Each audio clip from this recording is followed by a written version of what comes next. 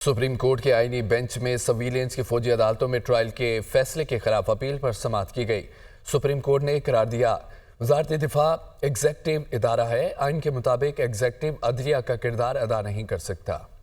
Civilians के फौजी अदालतों में ट्रायल के फैसले के खिलाफ अपील। सुप्रीम कोर्ट के 7 रुकनी आईनी बेंच के रूबरू समाअत। वजारत दिफा के वकील ख्वाजा हारिस ने कहा कि सुप्रीम कोर्ट ने माजी में करार दिया कि फौज के मातहत सिविलियन का कोर्ट मार्शल हो सकता है। जस्टिस जमाल ने इस्तिफसार किया कि क्या वजारत दिफा एग्जेक्टिव इदारा है? एग्जेक्टिव के खिलाफ अगर कोई जुर्म हो तो क्या वो खुद जज बनकर फैसला कर सकता है? आइन में इख्तियारात की तकसीम बिल्कुल वाज़ेह है। एग्जेक्टिव अदलिया का किरदार अदा नहीं कर सकता। फौजी अदालतों के केस में बुनियादी सवाल आईनी है। वकील वजारत दिफा ने कहा कि कोई और फोरम दस्तयाब न हो तो एग्जेक्टिव फैसला कर सकता है। जस्टिस जमाल मंदुखिल ने कहा कि कानून में इंसदाद दहशतगर्दी की अदालतों का फोरम मौजूद है। कानूनी फोरम के होते हुए एग्जेक्टिव खुद कैसे जज बन सकता है? वजारत दिफा के वकील ख्वाजा हारिस ने कहा कि आपकी बात दुरुस्त है। जस्टिस जमाल मंदुखिल ने कहा कि आइन का आर्टिकल 8(3) फौज के डिसिप्लिन और कारकर्दगी के हवाले से है। आइन में शहरियों का नहीं, पाकिस्तान के शहरियों का जिक्र है। फौजी अदालतों में सिविलियंस के ट्रायल के खिलाफ इंट्रा कोर्ट अपील पर समाअत बुध तक मुलतवी कर दी गई। वजारत दिफा के वकील ख्वाजा हारिस दलाइल जारी रखेंगे।